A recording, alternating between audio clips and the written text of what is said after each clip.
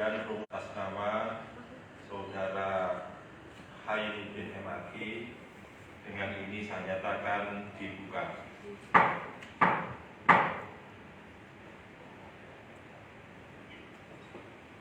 Baik,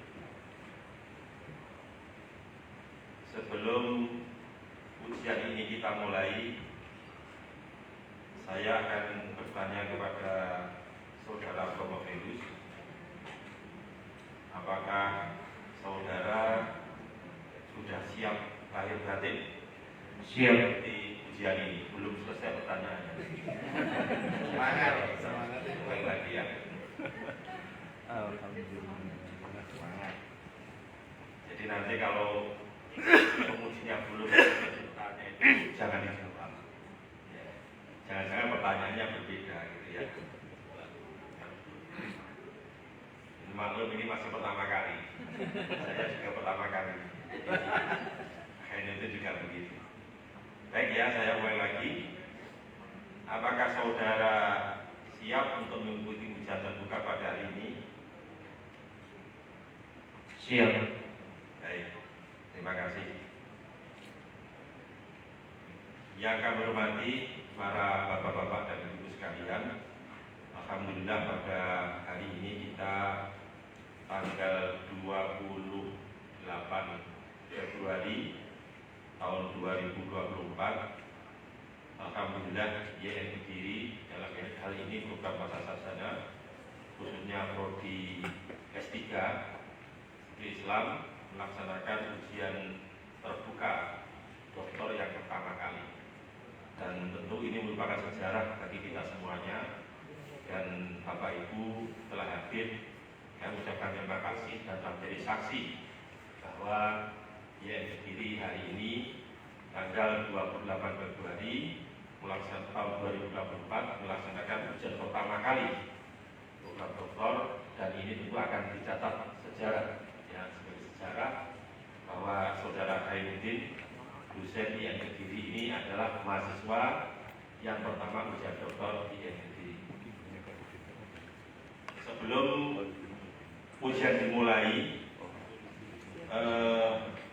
perlu kami informasikan susunan tim penguji terbuka atas nama Saudara Hainuddin MAG. Yang pertama, Ketua sekaligus penguji saya jadi Dr. Haji Abdullah MAG. Sekretaris sekaligus penguji yaitu Dr. Zayat Abdul Rahman MHI yang berada di sebelah kiri saya. Kemudian penguji eksternal yaitu Profesor Dr. Abdul Mujib MAG MSI. Beliau dosen UIN Syarif Hidayatullah Jakarta yang hari ini hadir secara online. Assalamualaikum Prof. Mujib. Waalaikumsalam, Pak Rektor. Terima kasih. Yang kedua, ini adalah Saudara Dr. Haji A. Halil Tahir MHI. Beliau Dekan Fakultas Usul dan Dakwah YN Kediri dan juga Ketua MUI Ngawi. Yang selanjutnya adalah Bapak Dr. Haji Ahmad Subakir MAG. Beliau Wakil Rektor sekaligus penguji pada hari ini. Kemudian selanjutnya adalah Profesor Dr. Haji Muhammad Asror Yusuf MAG, penguji sekaligus promotor 1 yang juga sebagai Direktur Pasca Sarjana yang telah mengawal program doktor sampai hari ini akan melaksanakan ujian terbuka. Kemudian selanjutnya yaitu Bapak Dr. Haji Dimya Huda MAG, penguji sekaligus promotor 2 yang juga menjabat sebagai Wakil Rektor bidang pemasukan dan kerjasama. Baiklah Bapak Ibu sekalian, untuk mempersingkat waktu, kami persilahkan Saudara Provelus untuk mempresentasikan disertasinya dengan judul Konsep Sifat Integratif, Analisis Makna Sifat dalam Tafsir Nusantara dengan pendekatan tasawuf psikoterapi. Kami berikan waktu 10 menit untuk menyampaikan pokok-pokok disertasi ini, sehingga para audien dan para penguji bisa memahami secara lebih mendalam tentang apa yang saudara kaji. Kami persilakan saudara Profedus, waktunya maksimal 10 menit ya. Sekarang jam 9:58, maka nanti jam 10:08 harus sudah selesai. Memang kita buat waktunya sangat pendek. Ini untuk menguji sejauh mana kemampuan saudara mengartikulasikan sebuah tulisan yang cukup tebal dalam waktu 10 menit, sehingga semua isinya bisa dipahami oleh kita semuanya. Kami persilakan. Terima kasih. Assalamualaikum warahmatullahi wabarakatuh. A'udzu billahi minasyaitonir rajim. Bismillahirrahmanirrahim. Alhamdulillah, syukurillah, wa la haula wa la quwwata illa billah. Wa ma ta'alaina futuhan 'alaihim bi hikmatika wa usul 'alaina ma nashina ayatul jalali wal ikram. Wa nazzil min al-qur'ani ma wa shifa wa rahmatul lil mu'minin wa idza bari'tu fa huwa yashfin. Rabbi shrah li sadri wa yassir li amri wa hlul 'uqdatam min lisani yafqahu qawli. Amma ba'du. Yang kami hormati tim penguji, Ketua Sidang Bapak Dr. Haji Wahidul Anam MAki, Sekretaris Sidang Bapak Dr. Abdurrahman, Bapak Dr. Zayat Abdurrahman MBI, yang terhormat Profesor Dr. Haji Abdul Munjid MAki, yang terhormat Dr. Haji Ahalil Thohir MAI, yang terhormat Dr. Haji Ahmad Subbagian MAki, yang terhormat Profesor Dr. Muhammad Yusuf Asror MAki, yang terhormat Dr. Haji Muhammad Dimyati Huda MAki, dan Bapak Ibu tamu undangan yang berbahagia. Alhamdulillah saya diberi kesempatan 10 menit untuk menyampaikan ringkasan disertasi saya dengan judul konsep sifat integratif, analisis makna sifat dalam tafsir Nusantara dengan pendekatan tasawuf dan psikoterapi. Yang pertama, latar belakang teoritis. Dalam usaha untuk menyembuhkan penyakit lahir, fisik dan batin dan fisik memerlukan pendekatan interdisipliner dengan konsep sifat integratif melalui keilmuan agama, sains secara tekstual, kontekstual dan komprehensif. B.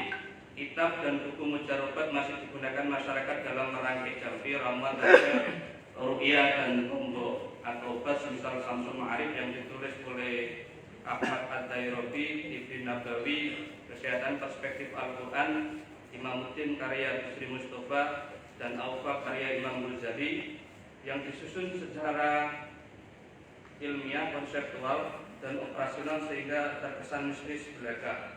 B. Secara praktis, C. Konsep sifat adalah penyembuhan, pengobatan, dan perawatan dari suatu penyakit yang terdapat dalam Al-Quran, memberi petunjuk mengenai pelajaran tentang rahasia-rahasia pengobatan dan penyembuhan yang bermakna. Kemudian D. Corak pemikiran tafsir Nusantara Pegon lebih condong 1. Mistis menampung unsur-unsur kebudayaan dan lokalitas. Kemudian menekankan kontekstual dan tidak terpaku teks agar pesan-pesan yang terkandung dapat difungsikan secara nyata. Kemudian alasan praktisnya. A. Tradisi praktek living Quran dan hadis sifat cenderung banyak dilakukan oleh masyarakat Islam untuk menanggulangi berbagai macam penyakit. Contoh masalah ruqyah yang nampak dari beberapa tayangan televisi dan koran serta media sosial. B. 4 sudut pandang manusia tentang penyakit. A. Sakit sebagai kutukan sehingga sibuk mencari penangkal. Yang kedua, sakit sebagai kehinaan sehingga sedih. Yang keempat, sakit sebagai akibat dari gangguan makhluk lain sehingga menyebabkan syirik dan kemusyrikan. Yang keempat, sakit sebagai rahmat Allah sehingga disyukuri dan diterima dengan rasa bahagia. Rumusan masalah yang pertama, bagaimana konsep sifat dalam tafsir Al-Iqlil, Al-Ibris, dan Faidatul Rahman? Yang kedua, bagaimana konsep sifat dalam tafsir Al-Iqlil, Al-Ibris, dan Faidatul Rahmah ditinjau dari tasawuf dan psikologi. Yang ketiga, bagaimana metode sifat integratif berdasarkan tafsir Al-Iqlil, Al-Ibris, dan Faidatul Rahman, tasawuf dan psikoterapi. Pembahasan tabel teori sifat integratif psikosofistis sebagai berikut.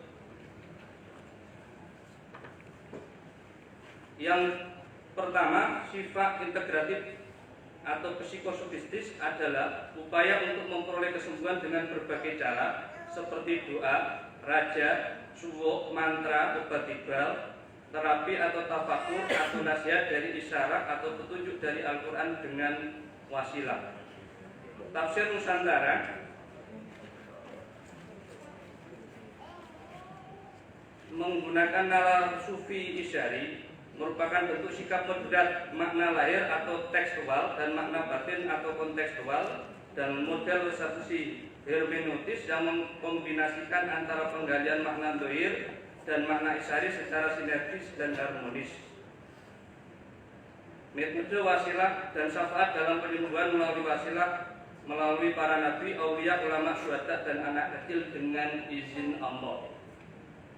Sifat tafsir Nusantara adalah upaya untuk sembuh dengan berbagai cara seperti doa, raja, suwuk, mantra, dari isyarat atau petunjuk dari Al-Quran dengan wasilah. Kemudian dua pendekatan yang peneliti gunakan. Yang pertama adalah psikoterapi atau Quranik psikoterapi. Psikosomatis adalah penyakit yang disebabkan oleh kombinasi elemen mental, elemen fisik dan mental, kejiwaan dan sosial, atau gangguan karena faktor kecemasan dan gangguan mental. Terapinya melalui terapi kelompok, keluarga, dan perilaku atau meditasi. Psikoterapi atau syifaul qulub adalah obat yang dapat mengembalikan manusia sebagai fitrah asalnya dengan taubat Al-Quran dan meninggalkan berbagai perilaku buruk dan melakukan perilaku baik. Yang kedua, tasfiyatun nafas atau sufi healing.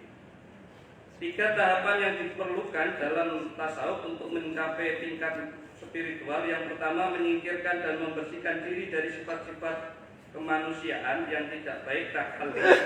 Kedua, melakukan upaya untuk membiasakan diri dengan sikap, perilaku, dan akhlak yang baik takhalluf. Dan terakhir, hilangnya sifat kemanusiaan dan penggantinya dengan sifat ketuhanan atau tajalli. Mensucikan hati dengan zikir lafaz Allah dan lafaz la ilaha illallah, serta berdoa. Biasanya kalau orang thariqah itu ilahi anta masudi wa ridha kamatrubi aqini mahabbata wa ma'rifataka.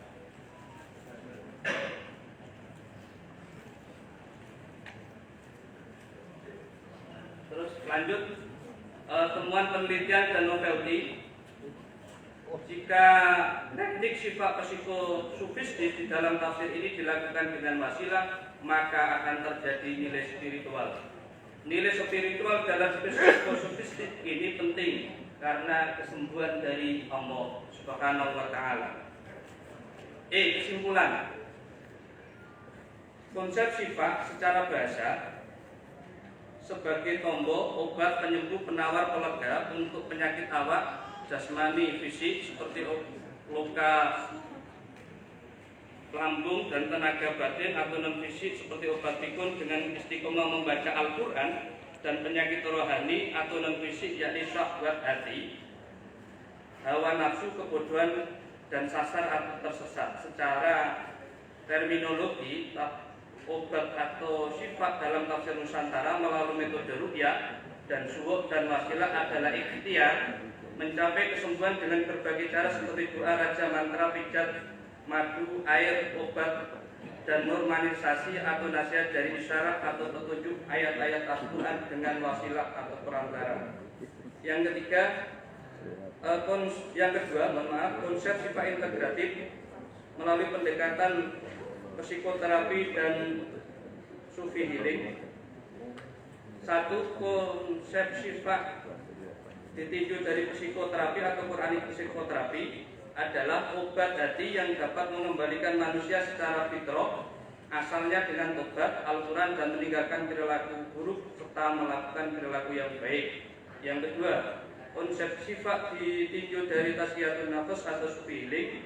Syifa adalah proses penyembuhan dengan tahapan tahalli, mengosongkan yang buruk, tahalli menghiasi hal yang baik, dan tajalli tampak akan kehadiran ilahi atau makrifat billah. Kemudian metode syifa integratif.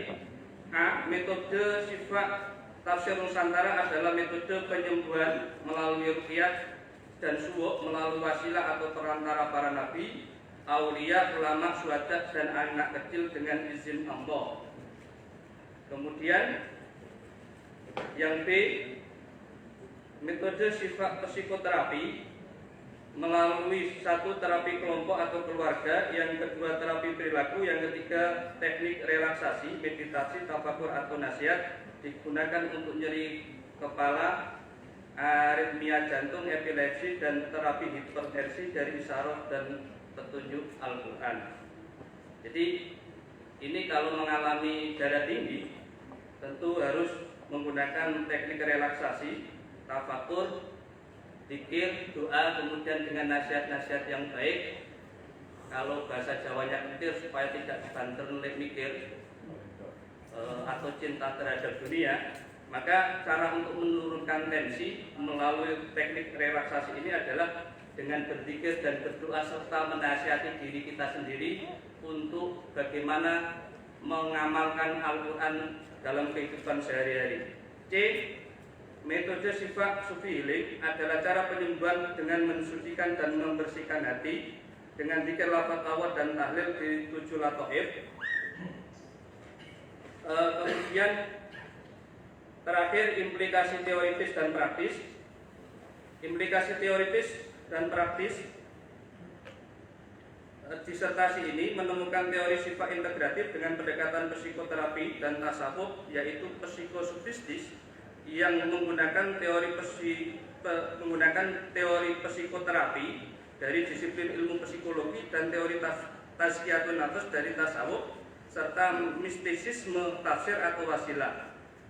Jika teknik sifat psikosufistis di dalam tafsir Nusantara ini Al-Iqbal, Al-Ibris, dan Faidatul Rahman dilakukan dengan wasilah, maka akan terjadi nilai spiritual. Nilai spiritual dalam psikosufistis ini penting karena kesembuhan dari Allah. Dan implikasi praktisnya, yang pertama membaca doa dan beberapa ayat Al-Quran, surat Al-Fatihah, ayat kursi, dan ayat sifat tadi yang sudah saya sampaikan. Wa nunazzilu minal Qur'ani ma huwa shifaa wa rahmatun lil mu'minin wa idza maridtu fa huwa yashfin. Biasanya ada yang baca 7 kali, ada yang baca 21 kali. Yang kedua, baca doa dan usap kedua telapak tangan ke seluruh tubuh. Biasanya membaca surat Al-Ikhlas, Al-Falaq, dan An-Nas, dan suratul Fatihah. 3, membaca doa dan meniup dan meludah sedikit. Biasanya digunakan suratul Fatihah. Yang keempat, membaca doa dan mengusapkan area yang sakit dengan tangan kanan. Yang kelima, membaca doa sambil meletakkan jari di atas tanah dan kemudian mengangkatnya. Yang keenam, membaca doa dan memasukkan tangan ke dalam air yang dicampur garam atau minyak wangi. Yang ketujuh, karena minyak wangi ini juga menjadi bagian dari relaksasi. Yang ketujuh, membaca doa lalu meminum air zam-zam dan meminumnya. Yang kedelapan, menulis doa ayat-ayat Al-Quran pada alat atau kertas yang tidak rusak, kemudian diminum atau mandi. Biasanya ayat surat yang digunakan surat Al-Fatihah atau mungkin Raja Ashabul Kahfi yang 7 nama itu. 9, membaca doa usap wajah dan mulut dengan air ludah sambil memukul dada. Biasanya membaca surat Al-Fatihah, ayat kursi, 2 ayat terakhir dari surat Al-Baqarah, Al-Ikhlas, Al-Falaq, dan An-Nas sambil meniupkan kepada orang yang sakit gila. Demikian ringkasan singkat disertasi penulis, kurang lebihnya mohon maaf. Baik, ya, terima kasih saudara Khairuddin yang telah menyampaikan pokok-pokok pikiran dalam disertasi ini. Sebelum saya ke penguji, saudara tadi mengatakan kitab Faidatul Rahman. Itu yang benar yang mana? Faidatul Rahman apa Faidatul Rahman? Coba disebutkan lengkapnya. Ya Pak, judul kitabnya. Faidatul Rahman. Terus lengkapnya gimana? lengkapnya. Faidul Rahman apa? Panjangnya itu apa? Lengkapnya. Judul kitabnya ini yang Mbak Soleh. Masa nggak apa judul kitabnya?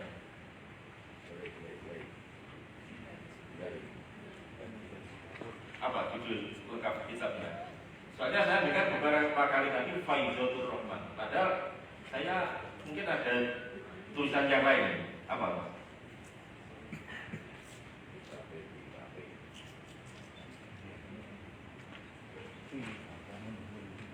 Referensi yang saya tuliskan tulisannya Faid Ar-Rahman. Ayo, Faidul Rahman, Faidul Rahman gitu ya. Coba yang lengkapnya gimana lengkapnya? Panjangnya.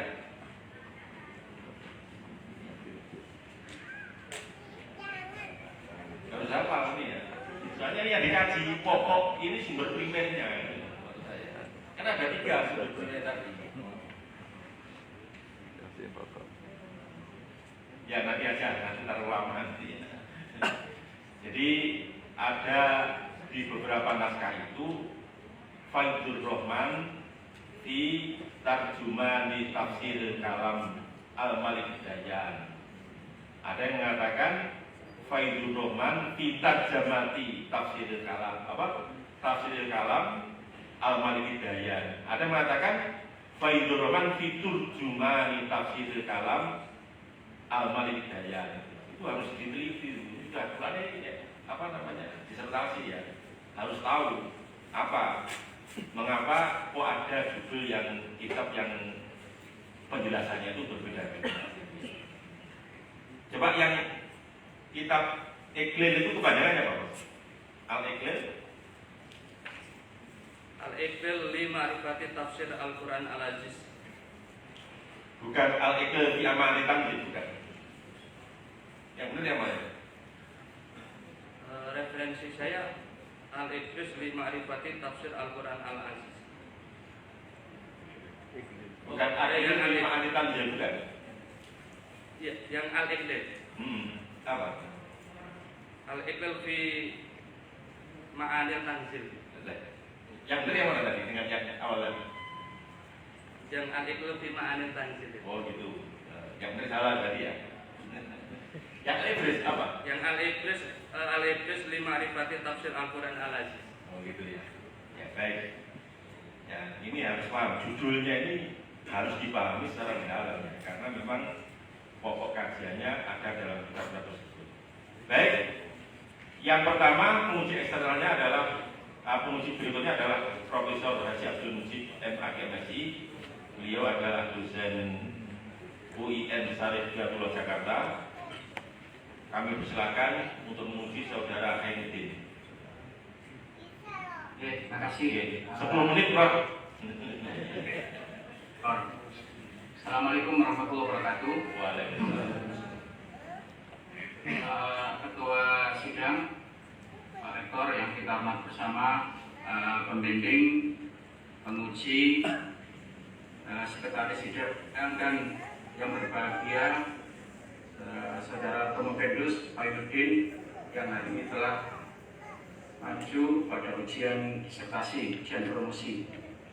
Selamat ya, selamat. Ini satu prestasi yang bagus. Al-awalu wal aula itu kan. Kalau ada kurang dikit nggak apa-apa lah. Lupa kitabnya nggak apa-apa, Bro. Ya, nggak apa-apa itu. Tapi karena ini adalah forum ilmiah gitu, dan memang kajiannya itu adalah sangat bersentuhan dengan sesuatu yang non ilmiah. Nah, sesuatu yang non ilmiah kemudian diilmiahkan kira-kira gitu. Nah, makanya saya ingin beberapa hal yang justru bukan bertanya ya, lebih ke ini kan namanya promosi. Kita ingin tahu bagaimana gagasan daripada Promovendus tentang hasil temuannya ini. Jadi kira-kira deskripsi saya gini, ada namanya doktor psikoterapi, ada namanya dukun psikoterapi. Coba mungkin bisa dijelaskan doktor psikoterapi itu kayak apa? Sebab ilmu itu adalah epistemologi, autunya, kaifiyahnya. Jadi apapun metode yang digunakan, ya siapapun yang menggunakan akan hasilnya sama. Jika prosedur, kaifiyah atau autunya itu dikerjakan sesuai dengan yang ada. Beda dengan yang tadi istilah dukun psikoterapi. Bisa jadi sama-sama baca ayat kursi tapi hasilnya beda. Nah, mohon dijelaskan mengenai yaitu bahasa gampangannya saya itu dokter psikoterapi, autunya kayak apa? Pertama, mungkin ini kan karena ada dua konsep ya, integrasi syifa dikaitkan dengan pendekatan tasawuf dan psikoterapi. Mungkin kalau tasawuf itu hasilnya sufi healing gitu ya, yang sering kita dengar dalam literatur sufi healing. Kalau psikoterapi, Islamic psikoterapi gitu. Nah, mohon dua-duanya itu dijelaskan. Kalau sufi healing ala dokter psikoterapi itu seperti apa? Islamic psikoterapi itu seperti apa? Monggo silakan.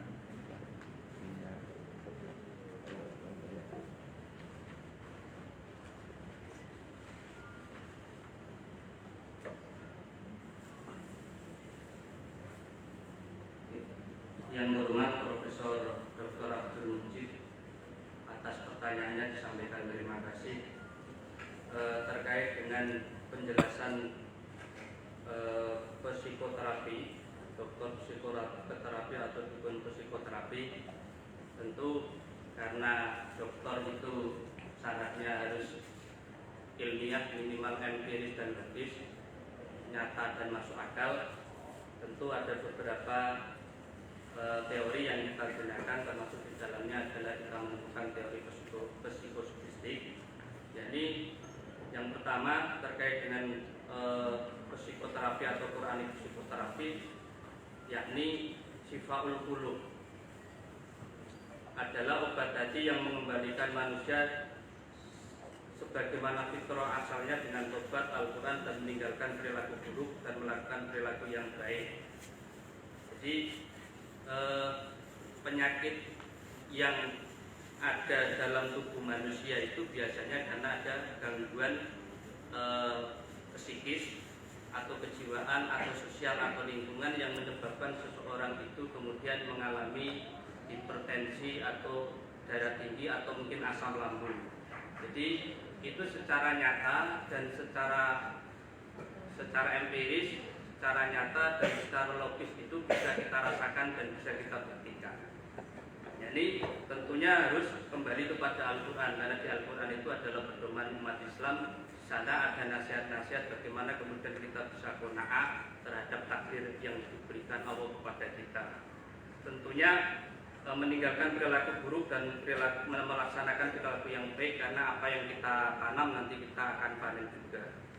Yang kedua terkait dengan tasdiyatun nafas atau sufi healing, yakni proses pendidikan penyembuhan melalui mengosongkan yang buruk, kemudian menghiasi yang baik dan tajalli tanpa akan kehadirat ilahi atau ma'rifatillah. Kalau doanya orang Toriko itu biasanya setelah selesai zikir itu lafaz Allah ada sholat 1000 kali dan la ilaha illallah 165 kali itu bagi Toriko Qadiriyah wa Naqsabandiyah selalu ditutup dengan doa ilahi anta maksudi waridho kamasul bi'aqini mahabbat wa ma'rifataka. Nah itu bisa kemudian ala bidzikrillah tatmainnul qulub, menemukan ketenangan di situ. Dan itu empiris dan logis. Kemudian cukup.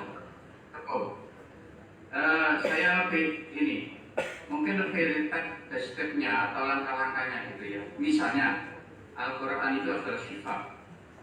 Bagaimana Al-Quran bisa menjadi sifat? Dokter psikoterapi, bagaimana Al-Quran, dan jelas berbeda kalau Al-Quran sebagai sifat bagi dukun psikoterapi itu. Nah, maksud saya seperti apa ketika Al-Quran itu sebagai yang saintifik, yang itu kemudian siapapun nanti, termasuk hasil dari penelitian Romo Vendes ini, kalau saya gunakan akan bisa. Saya khawatir hanya Romo Vendes saja nanti yang bisa, bukan yang lain gitu kan. Kalau itu bukan ilmiah namanya. Karena kekuatan kita pada metode, pada waktunya bisa ditransformasikan. Coba gimana itu penjelasannya? Oke, terima kasih. Langkah-langkah yang bisa ditempuh, yakni langkah-langkah implikatif dari teoritis itu ada, misal kita menawarkan 9 langkah, misal membaca doa dan beberapa ayat Al-Quran, misal suratul Al-Fatihah atau ayat sifat. Kalau pertanyaannya apakah ketika kemudian si pasien ketika dibacakan 1 atau 7 atau 21 itu sembuh apa tidak, tentu kita harus mendiagnosis penyakit seseorang tersebut, ada diagnosa. Apakah itu kemudian penyakitnya kemudian penyakit fisik atau penyakit non fisik. Nah, itu harus kita cari dulu sebab penyakitnya. Setelah itu kemudian kita mencari obatnya. Tentu kalau nanti persoalan psikis atau kejiwaan, tentu kita komunikasinya dengan psikoterapi. Kalau nanti mau terkait dengan mursyid thariqah, untuk bagaimana hati kita menjadi tenang, karena ada penyakit di dalam diri kita, tentu ada beberapa teknik dalam thariqah itu. Minimal pada sholat 5 waktu itu membaca Allah minimal 1000 kali, atau membaca lafaz la ilaha illallah 165 kali. Tentu dalam tempo yang istiqomah akan menyebabkan seseorang itu menjadi tenang, karena ala bidzikrillah tatmainnul qulub itu. Jadi sang terapis, baik itu nanti kiai dukun maupun psikoterapi maupun mursyid, tentu punya metode yang berbeda-beda, langkah-langkah yang berbeda untuk menyembuhkan penyakit ini, tetapi semuanya atas izin Allah. Oke, ya, terima kasih. Ya. Jadi yang saya maksud itu, seandainya itu adalah prosedur ilmiah, misalnya ya baca Al-Fatihah 5 kali. Apanya yang menyembuhkan itu apanya?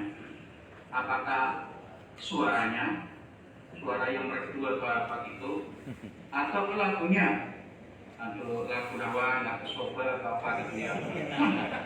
Apa gitu? Dengan frekuensi atau ekap macam gitu kan. Nah, misalnya ketika Umar lagi marah-marah, kemudian dia masuk Islam gara-gara mendengarkan surat Toha itu kan, Toha ma'anzalna alikal Qur'an tasqa.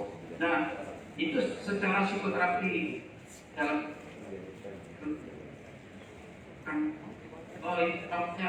terapi kognitif.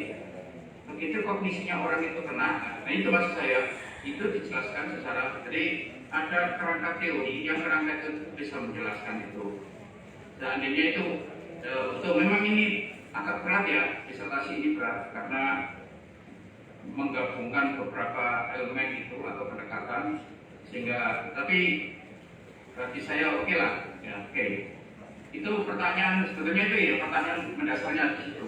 Mungkin nanti di saran diberikan bahwa tindak berikutnya adalah bagaimana bisa mengoperasionalkan auto atau kekaitannya tersebut, sehingga psikoterapi Islam ini atau Quran ini akan menjadi sesuatu yang praktis. Terus ini satu saya tanya itu cuma ini tambahan. Tadi itu kayaknya kemarin sudah saya sampaikan, jangan psikosomatik, gunakan psikopatologi. Psikosomatik itu hanya bagian kecil dari psikopatologi. Penyakit psikologis itu namanya psikopatologi. Tapi kalau psikosomatik itu adalah penyakit psikis, ya, penyakit fisik, fisik yang diakibatkan oleh psikis. Nah itu kan, misalnya orang ada kepikiran, kalau sekarang kan tanggal tua ini kan, misalnya kepikiran nggak bisa tidur gitu kan, perut mulus-mulus gitu. Nah itu namanya psikosomatik.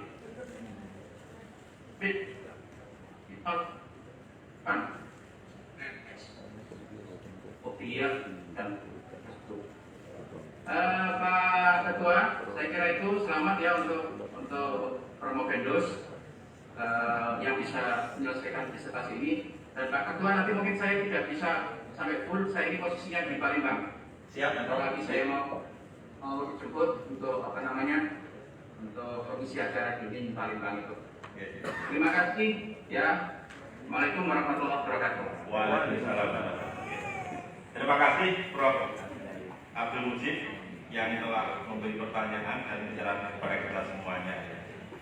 Jadi ada satu hal yang saya kira sangat menarik tentang sifat tadi. Sama-sama doanya. Apa bedanya antara dokter, dukun, dan psikolog gitu ya? Ini saya kira kalau nanti diempiriskan dan bisa dilakukan oleh semua orang, ini merupakan amal jariah yang luar biasa. Jadi kalau ada orang sakit, saya dasarnya berbuat panggil Pak Kiyati. Cukup saya sendiri selesai, gitu ya. Bacakan ini itu sesuai dengan tadi disampaikan, tidak ada masalah. Karena memang itu sangat empirik bisa dibuktikan. Gitu. Terima kasih Prof. Mujib. Kita beralih kepada penguji yang kedua, yaitu Bapak Dr. Haji A. Khalil Tahir Mahari. Kepadanya kami persilakan. Waktunya 10 menit Pak Dekan. Monggo dimulai dari jam 10.29. Terima kasih Pak Presiden, Pak Rektor.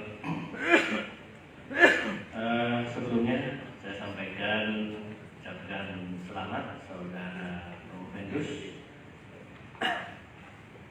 telah memasuki di babak akhir ya, ujian terbuka, dan mudah-mudahan terus berkembang ilmuwan Anda. Sebelum bertanya tentang materi, saya ingin menegaskan saudara Prof. ini kepakarannya itu pakar tafsir atau pakar pengobatan. Dengan disertasi ini sebenarnya apa? Pengobatan dalam tafsir. Pengobatan dalam tafsir. Interdisipliner.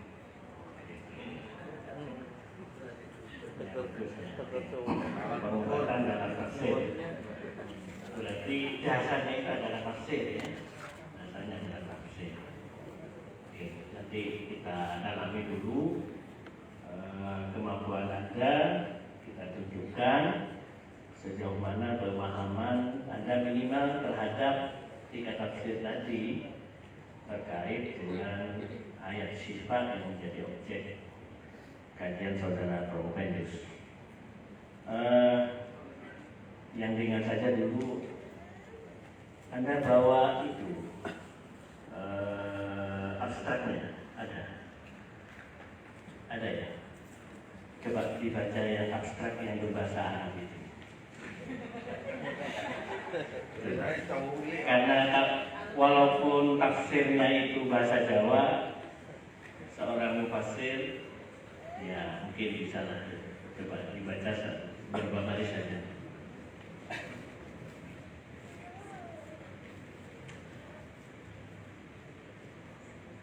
Bismillahirrahmanirrahim.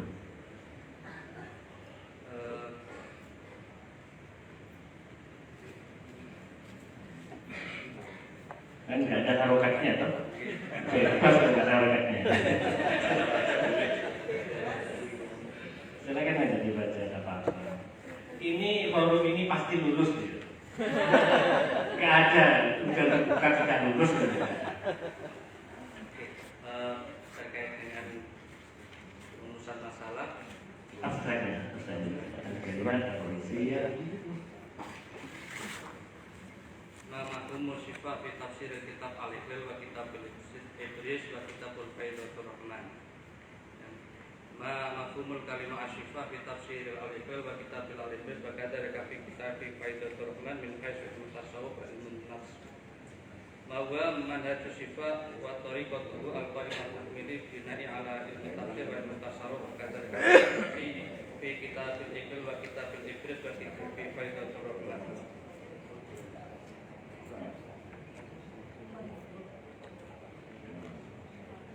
Mustaqdim.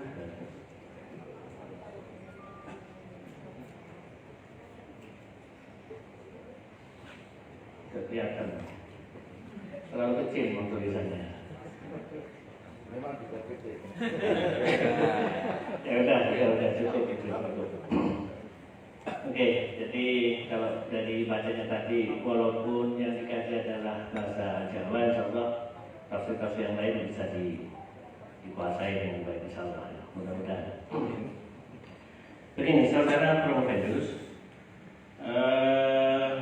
di halaman 28 dari taman tadi halaman 28 ada menyebutkan bahwa kata sifat itu di dalam Al-Quran itu bisa diklasifikasikan menurut klasifikasi urutan mushaf dan tartib nuzul. Betul ya? Betul, halaman 28 ya. Betul. Kira-kira menurut Promovendus apa implikasi dari tartib mushafi tentang syifa dan tartib nuzuli, khususnya terkait dengan ini konsep pengobatan yang Anda tawarkan nanti? Paham maksud saya? Oke, silakan.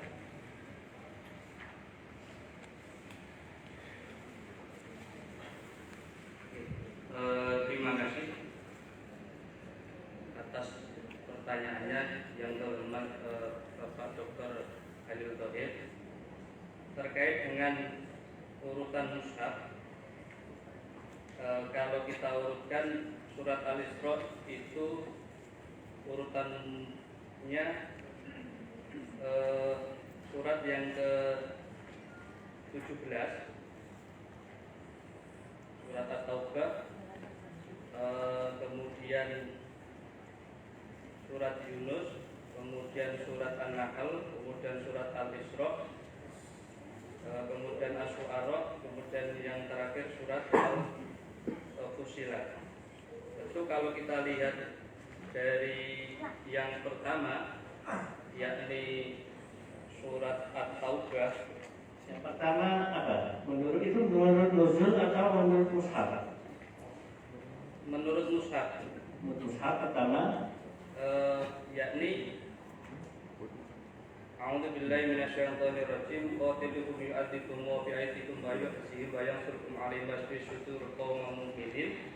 Yang berarti perayangilah mereka, niscaya Allah akan menyiksa mereka dengan perantaraan tanganmu dan akan menghina mereka dan menolongmu dengan kemenangan atas mereka dan melegakan hati orang-orang yang beriman. Ini ketika awal-awal Islam, ketika menghadapi kaum Quraisy. Jadi ayat ini ketika di Mekah, ketika pertama kali kemudian menghadapi orang-orang kafir Quraisy, kemudian Allah menurunkan ayat supaya hati orang-orang mukminin itu lega. Wa yasfi suduri qaumil mukminin. Jadi orang-orang yang mukmin itu hatinya lega ketika menghadapi musuh, ketika kemudian Oke, bagus. Itu terkait terkait pihak-pihak eksternal ya, bagaimana kita menghadapi orang-orang kafir. Itu yang di mushafi. Kemudian yang nuzuli yang pertama. Yang pertama itu adalah Al-Isra 82. A'udzu billahi minasyaitonir rajim. Wa nunazzilu minal Qur'ani ma huwa shifaa wa rahmatul lil mu'minin wa la yazidul zalimina illa khusara. Jadi ini sudah masuk ayat Makkiyah. Karena kalau kita lihat dari terjemahnya, selain itu Al-Quran diciptakan untuk menjadi penyembuh dan rahmat bagi orang-orang yang beriman. Al-Quran tidak menambah manfaat kepada orang-orang yang zalim, tetapi hanya membawa kerugian. Tentu dalam proses dakwah Islam di Madinah tidak semuanya kemudian percaya 100% kepada Al-Quran. Al-Quran yang sebagai sifat dan rahmat itu. Oke, saya potong jawaban Anda. Saya paham maksud Anda. Jadi di dalam tartib nuzul itu lebih berbicara tentang Al-Quran secara keseluruhan adalah sebagai syifa. Tetapi dalam tartib mushafi itu masih dalam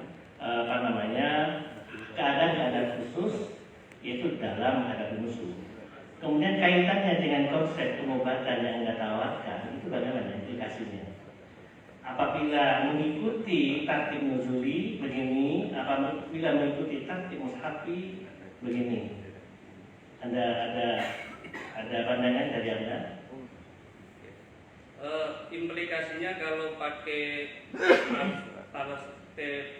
urutan mushafi, maka ini berguna untuk dakwah Islam karena para pendakwah itu hatinya dikuatkan, termasuk kemudian Umar bin Khattab itu kemudian dengan istiqomahnya hatinya membaca Al-Quran, kemudian hati yang keras itu bisa kemudian masuk Islam. Yang kedua terkait dengan tartib nuzuli, karena ini berlaku khusus. Jadi sifat itu ada yang sifat khusus untuk orang-orang mukmin dan sifat yang sifat ulinas untuk manusia. Jadi yang tartib nuzul itu fokus pada orang-orang mukmin, sedangkan yang mushafi itu untuk seluruh manusia. Itu menurut Anda ya? Menurut Anda atau menurut tiga tafsir tadi? Menurut penelitian saya Ada atas tafsir tadi. Bisa dijelaskan satu yang ayat yang nuzul tadi? Wa nunazzilu minal Qur'ani ma huwa syifaa. Menurut Faidur Rahman bagaimana? Al-Iqlil bagaimana?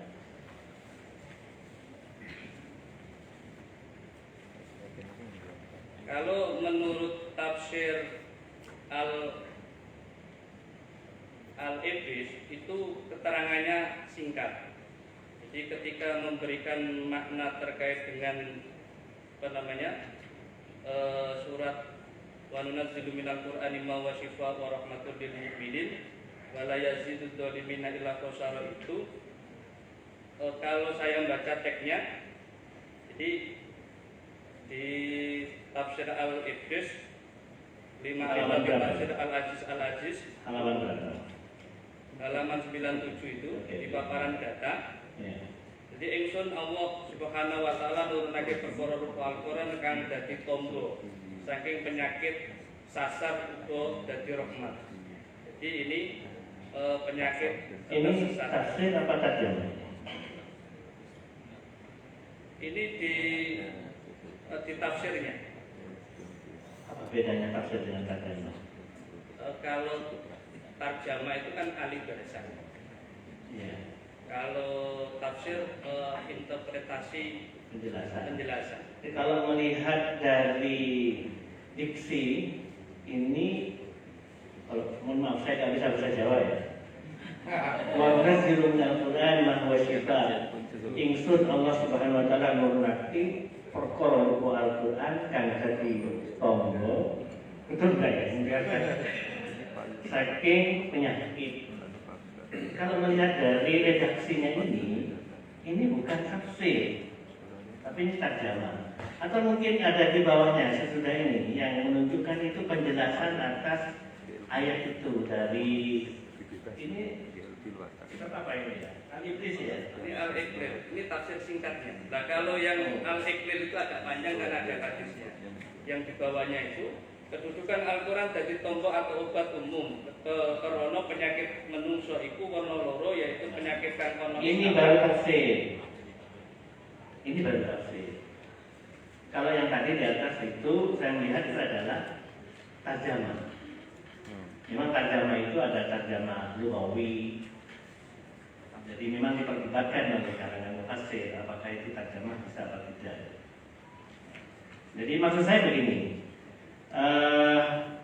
Ayat yang kemudian tadi Anda sebut sebagai ayat tartib nuzuli yang lebih mencakup dari keseluruhan ayat Al-Quran karena ini bersifat umum, itu Anda mestinya bisa merumuskan bagaimana tiga mufassir itu di dalam tafsirnya ini terkait dengan konsep apa tadi pengobatan yang Anda tawarkan dengan pengobatan integratif itu.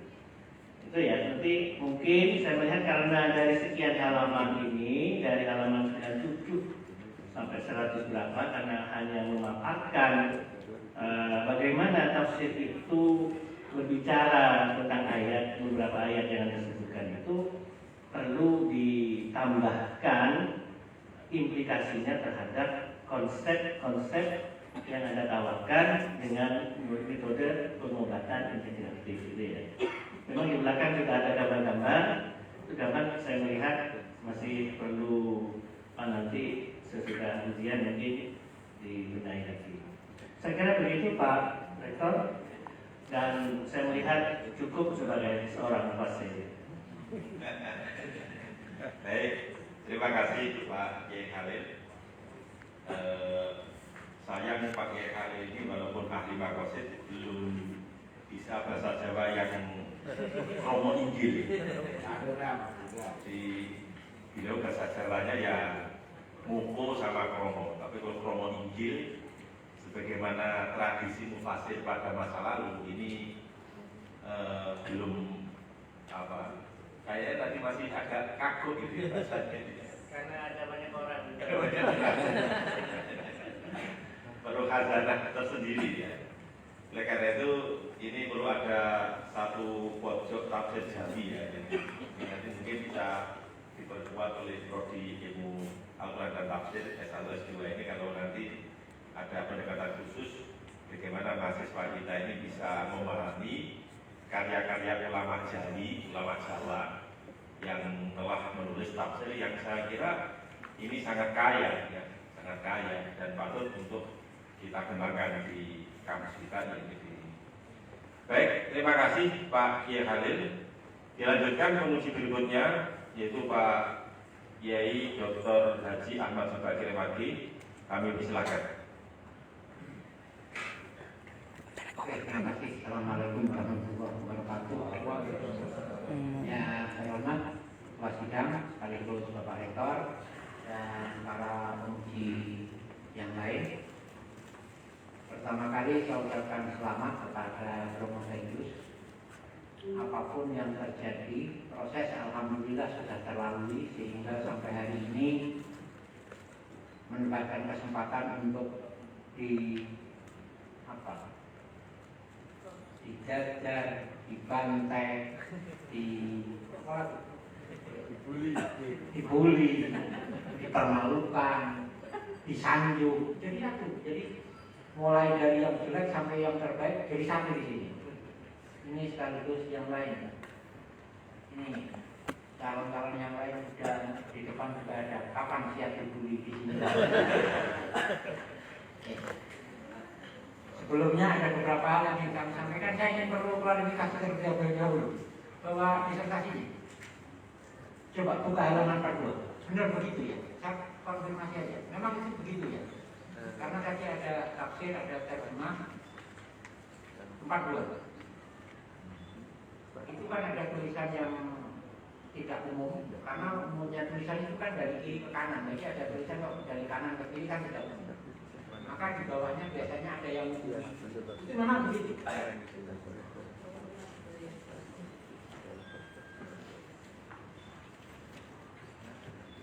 Faiza balagna ajalahunna famsikuhunna. Betul. Terus bawahnya juga begitu.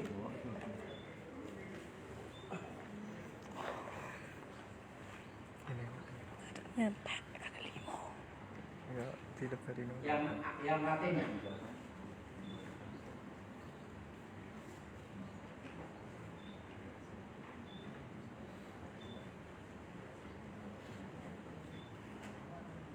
kalau tafsir ya mestinya harus berapa?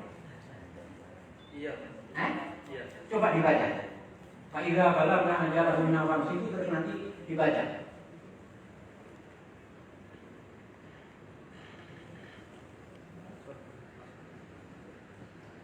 A'udzu billahi minasyaitonir rajim. Fa idza balagna ajalahunna fa amsikuhunna bil ma'rufin aw fariquhunna bil ma'rufin aw ashidu dawi adlin minkum. Artinya jika seseorang